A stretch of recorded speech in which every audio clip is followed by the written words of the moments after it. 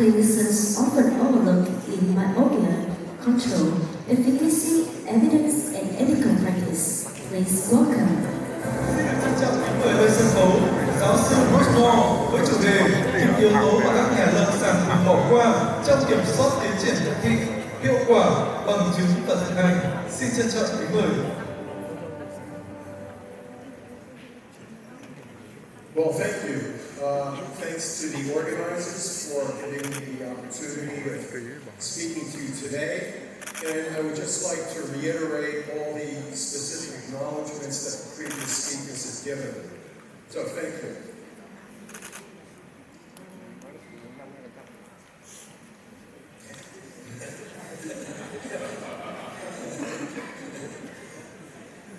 All right, so let me start off by saying that I am a pediatric optometrist. I am not a myopia person. I am a hyperopia person, which makes me perhaps unique in this room. I have not done clinical myopia management, so that maybe gives me a different perspective than most of the people in the room. In addition, I am from the US, which gives me a completely different perspective from the people in this room. I heard Brian Sim yesterday talk about all these extraordinary options that you have available. We do not have these options in the US. What we have in the US is Ortho K. The only soft lens we have is the MiSight, and we have low-dose atropine. So we have very few options in comparison. Now, I am also a public health person, and I am very deeply involved in public health issues related to children's vision in the US.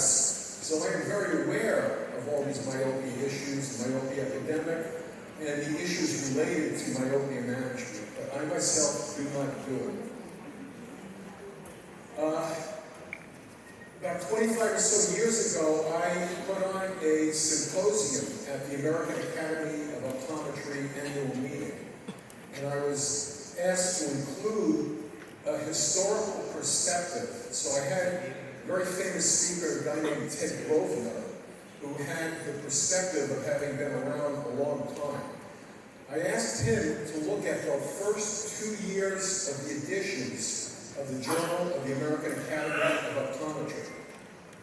And at that time, more than 100 years ago, optometry in the US, like here and many other places in Asia, was primarily refraction only, refractive error only.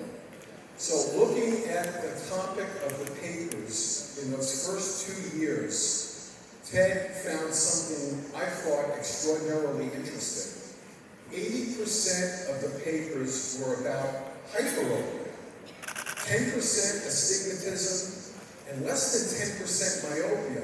Myopia was not something that people were particularly interested in optometry more than 100 years ago in the US. Now think about that. How does that compare with today? Today, myopia epidemic, and you look at the amount of research and the amount of interest in myopia around the world, and I think it's safe to say that there's more research being carried out today around the world on myopia than any other topic in the eye world. So that's the perspective.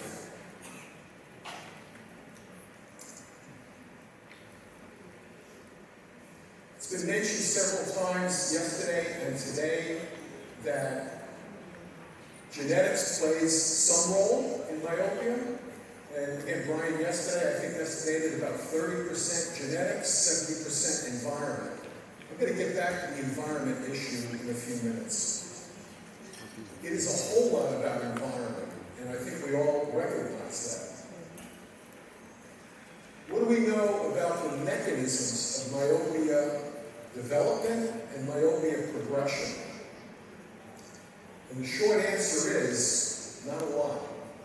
So in spite of what many of you believe, that we understand why all this myopia is happening, and in particular, all the biochemistry and cell dynamics and all the forces in the sclera and the choroid and the retina causing axial elongation, the bottom line is that our understanding is at best incomplete.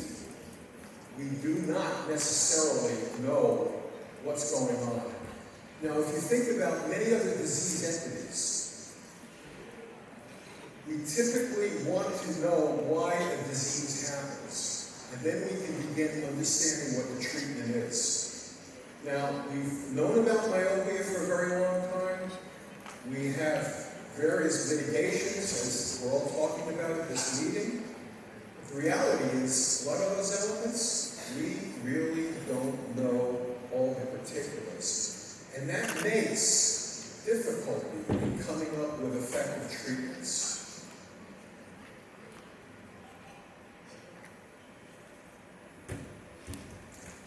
Let's touch on the treatments. How does atropine work? Short answer, we don't really know. We don't know why atropine seems to have a beneficial effect on mitigating myopia progression. Clearly, there's something happening between the molecule of atropine and receptors in various structures in the back of the eye. Exactly what those are still uncertain. When I've talked to experts in the US about this issue, one of the things that people mention is that maybe there's something about atropine, but maybe whatever the structure of the atropine molecule and how it interacts with the eye is not quite perfect. And people gave me an example of what that might be. And if you think about GLP-1 drugs that are now widely used around the world for the control of diabetes and obesity, the very first generation of those drugs were a little bit effective, but had a whole lot of side effects. In the US, there was a drug called Myopia that was used, but most people who tried it actually rejected it because the effect was very uncomfortable for most people. What we have now with Ozempic and other drugs like that is something that works vastly better. What changed? Well, they changed the structure of that drug a little bit, which ended up working a whole lot better. A presumption by many people is that in the future, we're going to figure out that piece of the action, and we're going to come up with a little different structure, and we're going to be able to get it to work a whole lot better. And that probably is going to end up at some point being one of many magic bullets to begin dealing with this problem. But where we are right now, not so perfect. How about all the lenses? Ortho-K, as Glenn just talked about before, is pretty well understood. We probably have a better understanding of the action of that than just about any other myopia medication. How about the progressive addition type lenses? On my side, all the spectacle lenses that are available here in Asia, but again, not in the US. We know it's something about peripheral refraction. There's a lot of ideas about what it is, but again, bottom line, we don't know for sure. The newer designs are clearly better than the designs last year or the year before. So the presumption is it's going to get better next year and the year after that.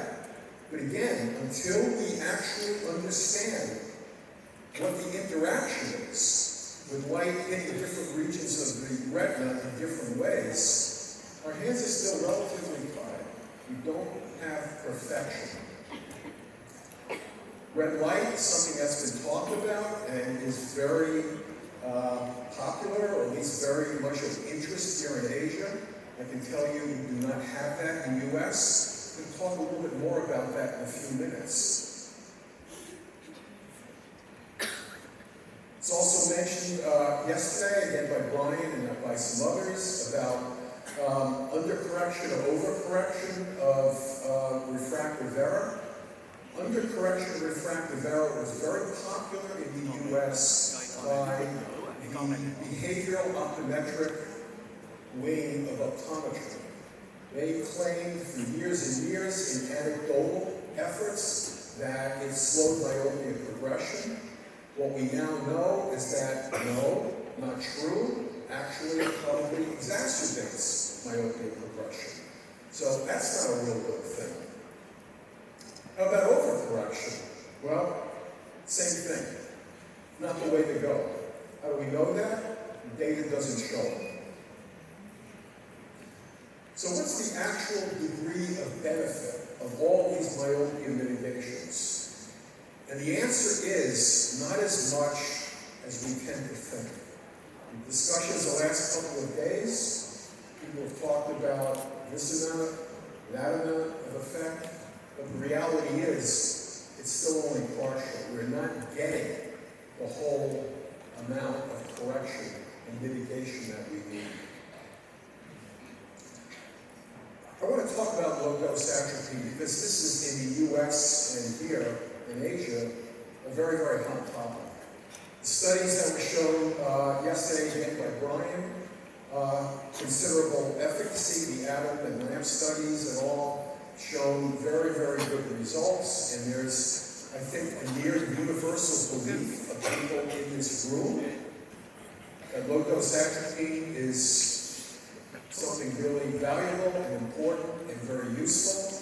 And I suspect that what many of you say to your patients is also very favorable. However, the studies out of the US have shown something very different. The biggest study to date was published about 6 or 9 months ago, and it was carried out by the Pediatric Eye Disease Investigator Group that has carried out a whole lot of the amblyopia treatment studies. For those who are not familiar with the ATS studies, it includes a very large, diverse group of optometrists and ophthalmologists in both clinical settings and academic settings.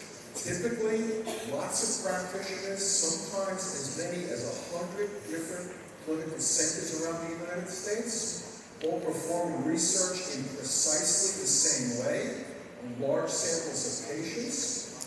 And those ATS studies have helped illuminate pretty much everything we understand today about how to go about treating amblyopia, because they've done the work, the hard work, they've done it the right way. Well, they published the results of their study on low-dose atropine less than a year ago, and the results were nowhere the same as the results here in Asia. And that's created a lot of controversy. It's interesting to me that so far at the meeting yesterday and today, I've not heard one single word about any of these studies coming out of the US. I find that interesting. To me, it says that there's something different about the experience in the US to the experience in Asia. And I believe that some of that is related to what I call and others call visual environment of children. And I'm going to get into that in a couple of minutes. One of the things I did before I came is, again, not being a myopia mitigation person, don't do the clinical work in it. I talked to a large number of my colleagues around the country who are both clinicians and most importantly researchers. Many of those people were individuals that were involved in the Mason report that Ron just mentioned briefly a moment ago, and I'm going to mention that again because I haven't heard anything about that either here today or at the meeting back last December here in Vietnam, where I spoke as well. NASEM stands for the National Academies of Science, Engineering, and Medicine. NASEM is an organization that has existed in the U.S. for, I think, close to 200 years. It was originally established by the U.S. Congress to provide scientific and medical information for Congress, for the President, to make decisions based upon evidence basis. Because of all the issues related to myopia that we're all experiencing today, the epidemic, all the efforts that are undergoing to try to deal with the problem, and the uncertainty about much of what's going on, the NASEM group put together this study. What they did is they pulled together more than 100 or 150 researchers and clinicians from across the world. And they put them into separate working groups to look at the epidemiology, to to look at the mechanisms of myopia onset, myopia progression, to look at the treatments, to look at the safety issues, to look at the consequences, essentially to try to look at every single aspect of it based upon the existing literature around the world. The report they issued, which came out, I think last fall, is 400 pages long. And I actually suggest strongly to all of you in the room, read the report, or at the very least, read the summaries in each chapter of the report, because it gives a big picture. And again, what I've been hearing the last few days here is that people kind of focus in, typically, on little narrow aspects of it. But the big picture is often not really there. And I think it's really important for all of you, especially the clinicians in the audience, to have this big picture sense of what's going on, because you are interacting with your patients every day. You need to be telling your patients, your parents, and the public in general about all of this. And if you don't have the big picture, if you're only talking about very narrow aspects of it, I think it makes it more difficult to really get across to folks about what this is all about.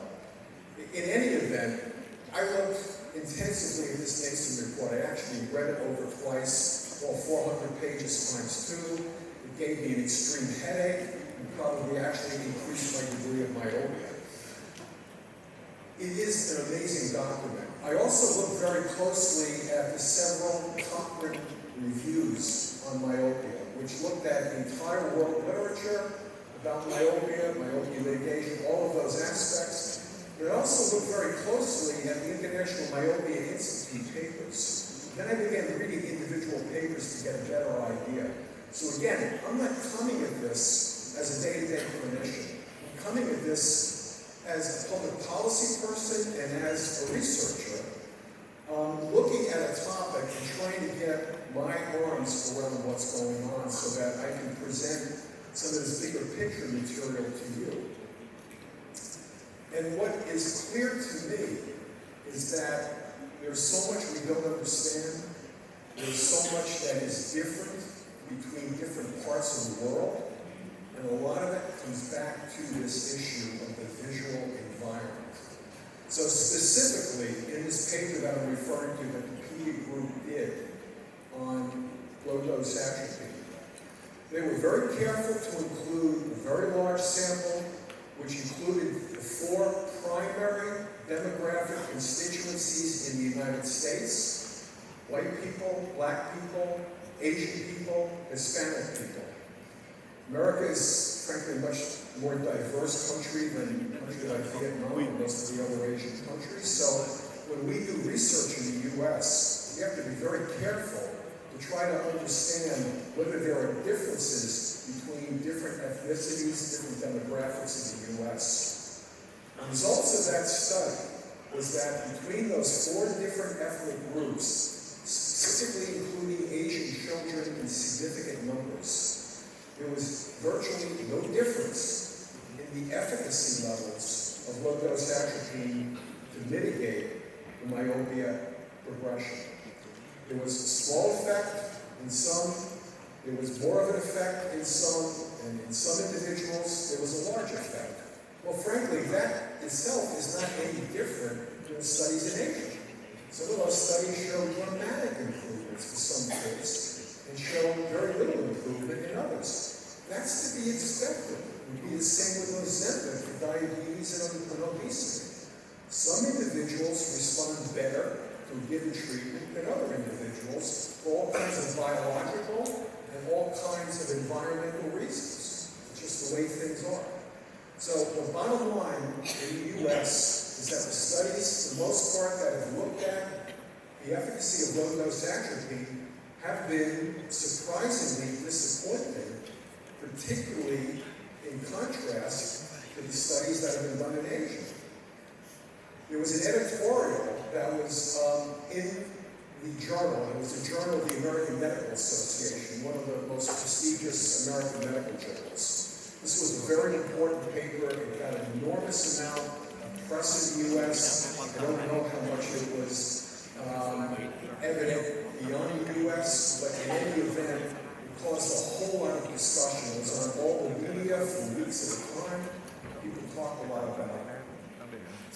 The editorial was done by a friend of mine, Michael Repka. Michael Repka is a pediatric ophthalmologist from Johns Hopkins. He was the leader of that study, and he is now, today, the president of the American Academy of Ophthalmology. So he is very important and a very well-respected individual. He raised these particular points about why is there a difference. And he also attributed these differences to the environment, visual environment. We'll get back to that. All right, so Ortho-K. Ortho-K in the US and in much of the data that I've looked at appears to be the most effective form of myopia control, as Longus talked at length about. I won't go much into that, but most of the practitioners in the US who do myopia control lean heavily on Ortho-K. Things like the MySight lens, soft contact lenses, with progressive concentric regions, etc. Not quite as well, but clearly have a place for kids who are involved in athletics and other activities where it would be of value. We do not have any of the spectacles at all, unfortunately. And again, when I think about Brian's talk yesterday, I was just blown away by all the options that you have here that we do not have in the US. Someday maybe we will, who knows? What we do know about all these lens systems, again, as I just pointed out, is compliance, compliance, compliance. And that, of course, is the same thing with all treatments for all diseases. If you don't comply with the treatment protocols, not surprisingly, you're not going to get as much benefit, or maybe you won't get any benefit at all. So that is something that's really important. I'm going to talk about environmental factors now. I have an almost 6-year-old grandson. My almost 6-year-old grandson is going to start kindergarten in a couple of weeks.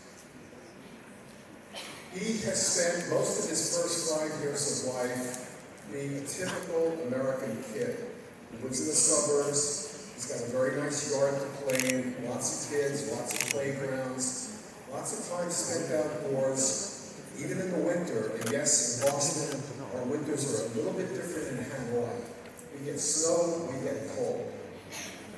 He's outside, he's riding his bike, he's running around with the other kids, he's in the playground. He does not have an iPhone. He does not have an iPad. He does not play video games. Now, my daughter has raised my grandson, not because of anything I've said, because I keep my mouth shut as grandparents should. It's because that is a typical American cultural way of raising children. When I talk to people here in Hanoi, the last week I've been here, I hear something quite different. I've seen a lot different. I've been here, this is, I think, my 6th trip to Vietnam in the last 8 years. And what I see are very young kids, 3 years of age, in the clinical programs that I've been involved in here in Hanoi, who are already reading letters easily at 3 years of age, who are already in the waiting room at the hospital looking at iPhones and iPads. When I talk to parents about kind of what's going on, or I talk to my colleagues here in the auditorium today about what they do with their kids, reading is pushed at an earlier age here in Asia than it typically is in the US. Let me give you another example. There are studies that have come out of Norway and Finland, Northern Europe, where the custom in terms of early education is to do pretty much the same as what I just described for my grandson. Kids run around. They get more snow in Norway and Finland than we get in Boston. These kids are outside in the wintertime playing in the snow. Here, it's different. In Norway and Finland, in college-age kids today, the incidence of myopia is on the order of 10%. Here, as we know, it's a whole lot more than that. So the visual environment is a critical element. If you spend those first 5 years outside, not staring at near things, the likelihood is that there's going to be less myopia, less progression, and less of the consequences of that.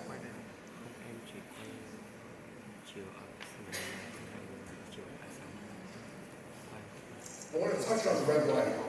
Red light is not used at all in the U.S. Red light is apparently used quite a bit here in Asia. And there have been some recent studies in the U.S. that have looked at the safety issues related to red light. And those safety issues have pointed out a couple of things. Number one, there is significant variability in the light output of individual units beyond that of what it's supposed to be. In some cases, multiple times more light output. There have been some specific issues that have been raised. And again, Brian pointed this out briefly yesterday.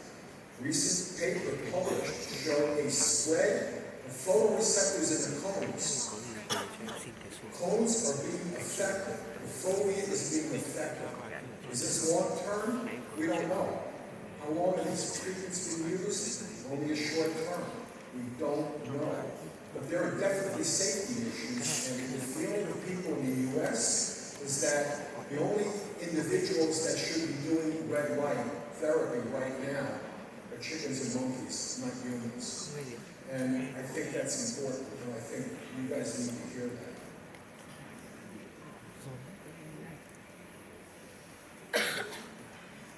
So, what's the future of myopia? Well, as I pointed out, we need to learn a whole lot more about what's going on before we come up with the most effective mechanisms of treating myopia. We're not there yet. And until we understand what the issues are, we're still going to be left with what we have today, which is techniques that have value for certain, that have variable degrees of value for individual patients, but overall are not everything we need. We know that prevention is the single most important thing in every single disease entity that exists. You're better off preventing the problem than trying to treat it later on. So, no question, spending time outside, not staring at phones and iPads and all the rest of that is important.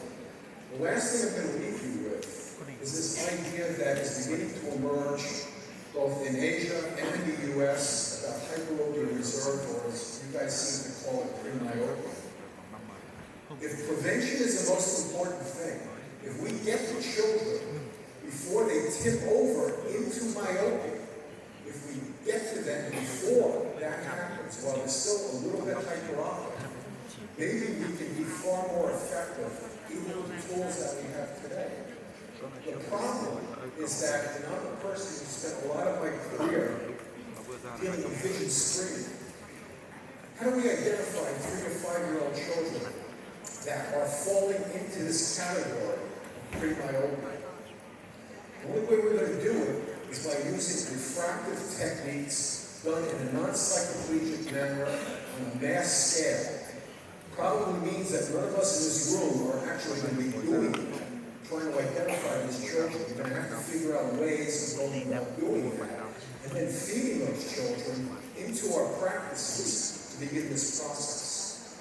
And you're going to need tools that are going to let us get accurate, non-cycloplegic, refractive techniques that are going to be valuable for screening. There are technologies that are available today. Photorefraction and spot and plus optics that are somewhat available here in Asia are not the answer because, frankly, it is simply not accurate enough. Table-mounted autorefractors are useless because of the proximal accommodation and convergence, not to mention how you can bring that into a school setting and use it on large numbers of children. But there are handheld Shack-Parkin wavefront anemometers that are available. One particular device is called Efficacy by a company called Myopia, and in the U.S. we're beginning to really look at that as potentially a means of doing large-scale refractive screening.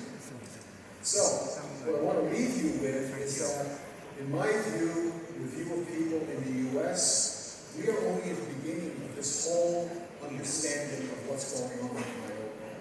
The future is infinitely brighter than what the past has been.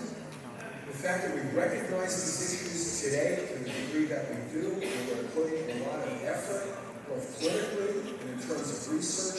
this is very, very encouraging, and I fully believe that you come back here a year from now or 5 years from now, we're going to be in a much, much better place than we were before. So, I'm going to leave you with that, and I think what is important is that we continue this journey together. We try to find out as much as we can about what's going on, and someday, maybe we'll solve the problem. So, thank you. Thank you.